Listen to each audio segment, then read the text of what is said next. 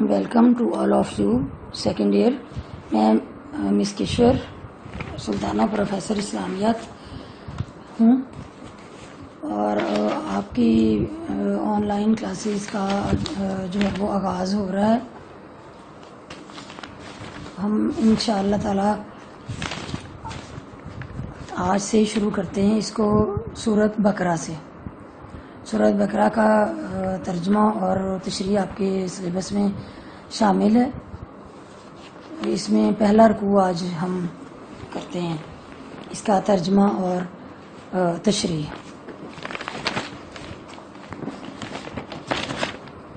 اعوذ باللہ من الشیطان الرجیم. بسم اللہ الرحمن الرحیم. الف لام میم. الف لام میم یہ حروف مقطعات میں سے ہے. لکھنے میں تو یہ 3 حروف ہیں، یعنی الف لام میم یہ اکٹھے لکھے جاتے ہیں، لیکن پڑھنے میں ان کو الگ الگ پڑھا جاتا ہے. قرآن پاک کی 29 صورتیں ہیں کہ جن کا آغاز اس قسم کے حروف سے ہوتا ہے، یعنی حروف مقطعات سے. کچھ اور بھی 3 کی شکل میں ہیں، جیسے تو سین میم الف لام را یاسین. کچھ 5 حروف پر بھی مشتمل ہے، مثلا کاف یا عین صاد، کاف ہا یا عین صاد، ہا میم عین سین کاف. ان حروف کے معنی اللہ تعالیٰ کے علاوہ کوئی نہیں جانتا. حضرت عبداللہ بن عباس کے بقول الف لام میم کے معنی ہے اللہ تعالیٰ بہت جاننے والا ہے. ایک اور قول کے مطابق الف سے مراد اللہ اور لام سے حضرت جبرائیل علیہ السلام اور میم سے مراد محمد صلی اللہ علیہ وسلم ہے. بعض کے خیال میں یہ صورتوں کے نام ہیں. قرآن پاک میں جو ہے 2 طرح کی آیات ہیں. کچھ آیات محکم ہیں اور کچھ متشابہ، یعنی ان کو متشابہات کہا جاتا ہے. محکم آیات وہ ہوتی ہیں جو ہر لحاظ سے پکی یعنی ہوتی ہیں، محکم، جن کے سمجھنے میں کسی قسم کے کوئی شک و شبہ کی کوئی گنجائش نہیں ہوتی. اور متشابہ آیات وہ ہوتی ہیں جو کہ جن میں کسی قسم کی کوئی علت پائی جاتی ہے. اس کے بعد الف لام میم کے بعد اب میرا خیال ہے کہ آپ کو سمجھ آ گئی ہوگی کہ الف لام میم کیا ہے. اس کے یعنی حروف مقطعات میں سے ہے. اس کے بعد ہے ذالک الکتاب لا ریب فیہ ھدی للمتقین، یعنی ذالک الکتاب یہ کتاب ہے، یعنی یہ ایک ایسی کتاب ہے لا کہ نہیں ہے ریبا کوئی شک فی اس میں. یہ ایک ایسی کتاب ہے کہ اس میں کوئی شک نہیں. ہدن یہ ہدایت ہے للمتقین متقی لوگوں کے لیے، یعنی یہ ایک ایسی کتاب ہے کہ اس میں کوئی شک نہیں، یہ متقی لوگوں کے لیے ہدایت ہے. یعنی ایسی کتاب ہے کہ جس میں کسی قسم کے شک و شبہ کی کوئی گنجائش نہیں ہے. یہ ایسی کتاب ہے، یعنی ایسی مکمل کتاب ہے، ایسا اس میں ایک مکمل ضابطہ حیات یہ پیش کرتی ہے کہ ہر دور کے لیے یہ قابل عمل ہے. انسانی زندگی کے ہر شعبہ کے بارے میں اس سے ہمیں رہنمائی ملتی ہے. زندگی کا کوئی بھی شعبہ، چاہے معیشت کا ہو، معاشرت کا ہو، خلاقیت کا ہو، سیاست کا ہو، ہر معاملے میں ہمیں اس سے مکمل رہنمائی ملتی ہے. اور اس کتاب یہ ایک ایسی کتاب ہے کہ اس میں ہر مشکل کا حل اور ہر سوال کا جواب موجود ہے. یعنی ایسی کتاب ہے کہ جو ہمارے لیے مکمل ضابطہ حیات ہے. اس کے علاوہ اس کتاب میں یعنی اس میں کسی قسم کا کوئی شک نہیں، یعنی لا ریبا کوئی شک نہیں فی اس میں، یعنی اس میں کوئی شک نہیں. یہ ایسی کتاب ہے کہ اس کے صحیح ہونے میں اس میں کسی قسم کی کوئی شک کی گنجائش نہیں کہ یہ کتاب صحیح ہے یا صحیح نہیں ہے، یا اس میں کوئی شک ہو. کسی قسم کی کوئی اس میں شک نہیں ہے کہ یہ ہر لحاظ سے صحیح کتاب ہے اور سچی کتاب ہے. ایک بار سورۃ کوثر لکھ کر خانہ کعبہ میں لٹکا دی گئی، تو اگلے دن جب کافر آئے تو انہوں نے دیکھا کہ سورۃ کوثر جو ہے وہ خانہ کعبہ میں لٹکائی ہوئی ہے، تو یعنی اس طرح کا یہ کلام قرآن پاک ایک ایسا کلام ہے کہ وہ دیکھتے ہی بڑا حیران ہوئے، اور انہوں نے فوراً یہ کہا کہ یہ کلام کسی ماحذا کلام البشر، کہ یہ کلام کسی بشر کا نہیں ہو سکتا، یعنی کسی انسان کا نہیں ہو سکتا. یعنی وہ اس چیز کو ماننے پہ مجبور ہو گیا کہ یہ اللہ تعالیٰ کا ہی کلام ہے، کوئی انسان اس طرح کا کلام پیش نہیں کر سکتا. اور یہ متقی لوگوں کے لیے ہدایت ہے. یہ کتاب جو ہے یہ متقی لوگوں کے لیے ہدایت ہے، یعنی ہدایت ہے لیکن خاص طور پہ ان لوگوں کے لیے جو کہ متقی ہیں، جو پرہیزگار ہیں، جو اس سے رہنمائی حاصل کرنے والے ہیں، ان کے لیے اس میں ہدایت ہے. اور ان لوگوں کے لیے جو اس سے ہدایت حاصل کرنا چاہیں. اب متقی لوگ جو ہیں وہ کون لوگ ہیں؟ متقی لوگ وہ ہیں جو کہ ایسے لوگ ہیں جو غیب پر ایمان لاتے ہیں. یعنی متقین کی صفات ہیں کہ متقی لوگ کون سے ہیں، کیا کوالٹیز ہیں ان میں، کیا ایسی خوبیاں ہیں کہ جن کی وجہ سے انہیں متقین کہا جاتا ہے. متقی کہتے ہیں کہ جو وہ لوگ جو اللہ سے ڈرنے والے ہیں، تقوی اختیار کرنے والے ہیں، تو وہ غیب پر ایمان لاتے ہیں. یعنی ایمان لانے سے مراد ہے کہ وہ عقیدہ ان کا کیا ہے، وہ ایمان لاتے ہیں. یعنی ان کا اللہ تعالیٰ پر بھی ایمان ہے، فرشتوں پر بھی ایمان ہے، انبیاء علیہ السلام پر بھی ایمان ہے، الہامی کتب پر بھی ایمان ہے، اور آخرت کے دن پر بھی ایمان ہے. یعنی وہ ان پر ایمان لاتے ہیں. یعنی وہ لوگ ہیں الذین یؤمنون، وہ لوگ جو کہ ایمان لاتے ہیں بالغیب، غیب پر. وہ لوگ جو کہ غیب پر ایمان لاتے ہیں، وَیُقِیمُونَ الصَّلَاةَ، اور نماز قائم کرتے ہیں، وَمِمَّا رَزَقْنَاهُمْ، اور اس میں سے جو رزق ہم نے انہیں دیا ہے، يُنْفِقُونَ، وہ خرچ کرتے ہیں. یعنی وہ لوگ سے مراد ہے متقی لوگ. یعنی متقی لوگوں کے لیے یہ کتاب جو ہے یہ قرآن پاک ہدایت ہے. اور متقی لوگ اب کون سے لوگ ہیں؟ وہ لوگ ہیں متقی جو کہ غیب پر ایمان لاتے ہیں. یعنی غیب پر ایمان لاتے ہیں. غیب سے مراد یہ ہے کہ یعنی غیب ہے کہ غائب سے، یعنی چھپی ہوئی، یعنی ان دیکھی حقیقتیں. کہ متقی لوگ جو ہیں وہ غیب پر ایمان لاتے ہیں. غیب سے مراد ہے ان دیکھی حقیقتیں، یعنی ایسی چیزوں پر ایمان لاتے ہیں، وہ ایسی چیزوں پر بھی ایمان لاتے ہیں جن کو انہوں نے دیکھا ہی نہیں، جس کو انہوں نے دیکھا نہیں، انہوں نے محسوس نہیں کیا. مثلا قیامت، جیسے کہ قیامت دیکھی تو نہیں ہے لیکن ایمان لاتے ہیں اس پہ. فرشتے ہیں، فرشتوں کو دیکھا نہیں کسی نے بھی، متقی لوگوں نے بھی نہیں دیکھا، کسی نے بھی نہیں دیکھا، وہ اس پہ بھی ایمان لاتے ہیں. اور اس کے علاوہ جو ہے وہ جنت کو نہیں دیکھا، وہ جنت پر بھی ایمان لاتے ہیں. اور دوزخ کو نہیں دیکھا، دوزخ پہ بھی ایمان لاتے ہیں. اور اس کے علاوہ پہلے الہامی کتابیں جو گزری ہیں، یعنی جو موجودہ کتاب ہے اس پہ تو وہ ایمان لاتے ہیں جو دیکھی ہے قرآن پاک. لیکن اس سے پہلے جو الہامی کتابیں گزر چکی ہیں جیسے توراۃ، زبور، انجیل، وہ ان پہ بھی ایمان لاتے ہیں. کیونکہ قرآن پاک پر ایمان لانے کے ساتھ ساتھ ان کتابوں پہ ایمان لانا بھی ضروری ہے. تو جب تک ان کتابوں پہ ایمان نہیں لاتے ہم تو ہمارا ایمان مکمل نہیں ہوتا. اس کے علاوہ وحی پہ جو ہے اس پہ بھی ان کا یقین ہے کہ وحی آتی ہے اللہ تعالیٰ کی طرف سے، اور وہ عام انسانوں پہ نہیں آتی، وہ صرف پیغمبروں پہ ہی وحی آتی ہے، نبیوں پہ وحی آتی ہے، عام انسانوں پہ نہیں آتی. اس پہ بھی ان کا جو ہے وہ بھروسہ ہے. اس کے علاوہ جو ہے وہ سابقہ انبیاء، یعنی سابقہ انبیاء پہ بھی وہ یقین رکھتے ہیں، وہ ایمان لاتے ہیں. صرف یہ نہیں کہ وہ حضرت محمد صلی اللہ علیہ وسلم پہ ہم ایمان لائیں تو ہم کہیں کہ ہمارا ایمان مکمل ہو گیا ہے.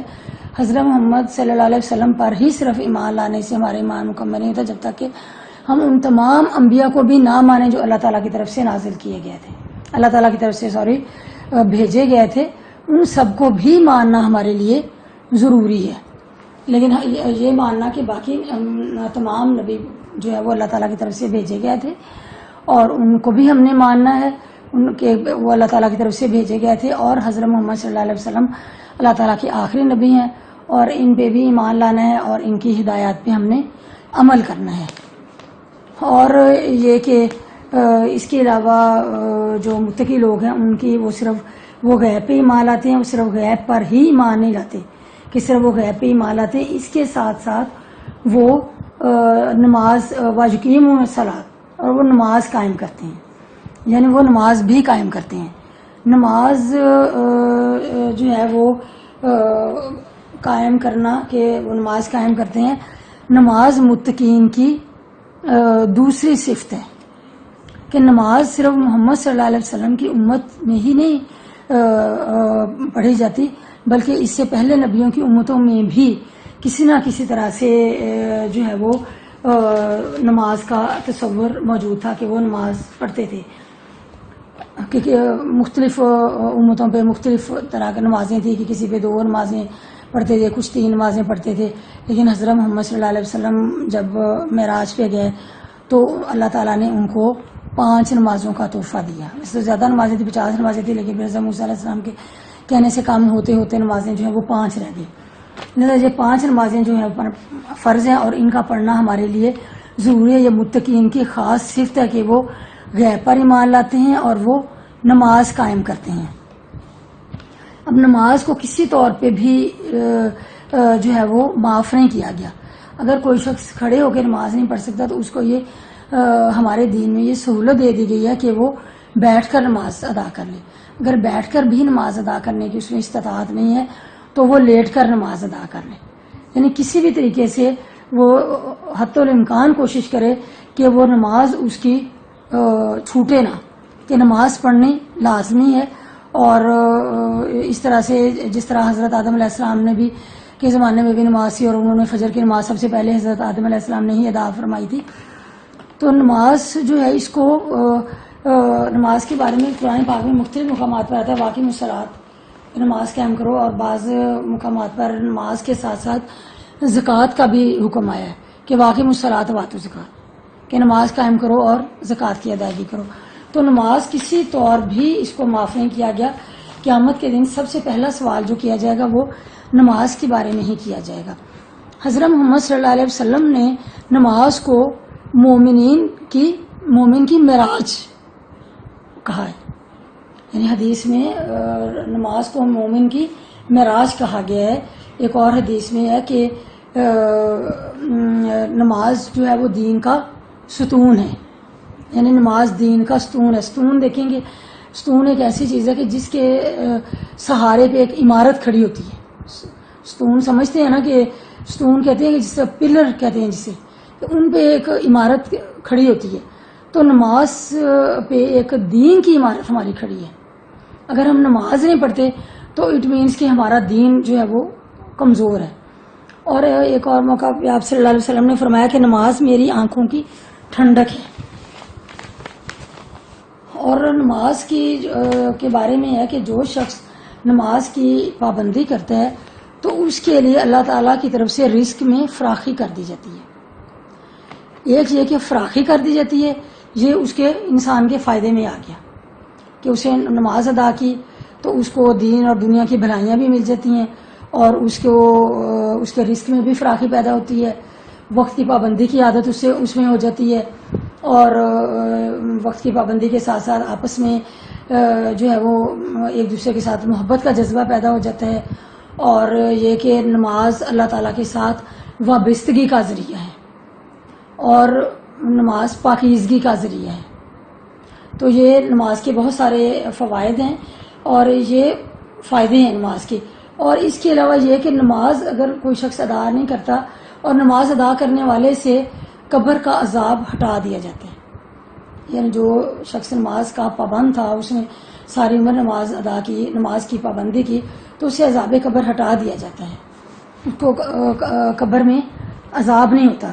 یعنی نماز کے بہت سارے فوائد ہیں کہ متقین کی یہ خاص صفت ہے کہ وہ نماز کی ادائیگی کرتے ہیں۔ اور یہ کہ اللہ تعالیٰ کی متقین کی ایک اور صفت جو ہے وہ یہ ہے کہ وہ اللہ تعالیٰ کی راہ میں وَمِمَّا رَزَقْنَاهُمْ، اور جو رزق اور ہم نے انہیں دیا ہے اس میں سے وہ ينفقون خرچ کرتے ہیں، یعنی جو رزق ہم نے انہیں دیا ہے وہ اس میں سے وَمِمَّا، اور اس میں سے رَزَقْنَاهُمْ، جو رزق ہم نے انہیں دیا ہے ينفقون، وہ خرچ کرتے ہیں، اور جو رزق ہم نے انہیں دیا وہ اس میں سے خرچ کرتے ہیں۔ یعنی ان کی متقین کی یہ بھی صفت ہے کہ وہ اللہ تعالیٰ کے دیے ہوئے مال میں سے اللہ تعالیٰ کی راہ میں خرچ کرتے ہیں.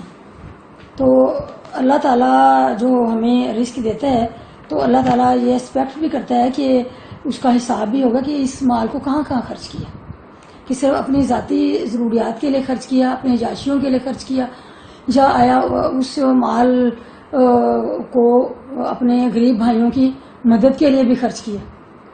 تو قرآن پاک میں ایک مقام پر ہے کہ وانفقوا فی سبیل اللہ ولا تلقوا بایدیکم الی التہلکہ, اور اللہ کی راہ میں مال کو خرچ کرو اور اپنے آپ کو ہلاکت میں نہ ڈالو. تو مال کو روک رکھنا ہی اپنے آپ کو ہلاکت میں ڈالنا ہے. تو جب مال کو روک رکھنا ہے تو اپنے آپ کو ہلاکت میں ڈالنا ہے. ہلاکت سے مراد ہے بربادی, تباہی. اور ایک اور مقام پر قرآن پاک میں والذین یکسرون الذھب والفضة ولا ينفقونها فی سبیل اللہ فبشرهم بعذاب الیم. اور وہ لوگ جو کہ مال و دولت کو جمع رکھتے ہیں, یعنی مراد ہے اس سے سونا چاندی, یعنی وہ لوگ جو کہ سونا چاندی جمع رکھتے ہیں اور اس میں سے اللہ کی راہ میں خرچ نہیں کرتے, تو انہیں اذیت ناک عذاب کی خوشخبری دے دو. یعنی دیکھیں کہ مال خرچ کرنے سے جو ہے وہ مال کم نہیں ہوتا, مال میں اضافہ ہوتا ہے, مال میں برکت پیدا ہوتی ہے, مال بڑھ جاتا ہے. جبکہ ہم مال کو اگر خرچ نہیں کرتے, جمع کر کے رکھتے جاتے ہیں, جمع کر کے رکھتے جاتے ہیں, تو وہ مال ہمارے لیے جو ہے وہ وبال بن جاتا ہے. اور ان لوگوں کے بارے میں فرمایا گیا قرآن پاک میں کہ انہیں اذیت ناک عذاب کی خوشخبری دے دو کہ ان کے لیے قیامت کے دن اذیت ناک عذاب ہوگا. قرآن پاک میں ایک اور مقام پر ہے یا ایھا الذین آمنوا انفقوا مما رزقناکم من قبل ان یاتی یوم لا بیع فیہ ولا خلۃ ولا شفاعۃ. یعنی اے لوگو, یا ایھا الذین آمنوا, اے ایمان والو, خرچ کرو اس میں سے جو رزق ہم نے تمہیں دیا ہے, اس سے پہلے کہ وہ دن آ جائے. یعنی وہ دن سے مراد ہے کہ قیامت کے, اس سے پہلے کہ وہ دن آ جائے جس دن نہ ہی خرید و فروخت ہوگی اور نہ ہی کوئی دوستی ہوگی اور نہ ہی کوئی سفارش. یعنی اس دن نہ کوئی خرید و فروخت ہو سکے گی. خرید و فروخت سے مراد ہے کہ اس دن اگر تم کہو کہ کوئی مال دے کر اس کے بدلے میں اللہ تعالیٰ کے عذاب سے بچ جائے تو ایسا پاسبل نہیں ہوگا. اور نہ ہی کوئی دوستی اس دن کام آئے گی کہ دوست احباب ہمیں چھڑوا لیں گے, نہیں. اور نہ ہی کوئی سفارش فائدہ دے گی اس دن. اس دن اگر کام آئے گی تو صرف انسان کے اپنے اعمال کام آئیں گے. ٹھیک ہے, آج پہلا دن تھا تو آج میرا خیال ہے کہ اتنا ہی کافی ہے. اور اس کے بعد کل انشاءاللہ ہم اسی رکوع کی جو اگلی آیات ہیں ان کا ترجمہ اور تفسیر کریں گے انشاءاللہ. ٹھیک ہے, چلیں جی, اللہ حافظ.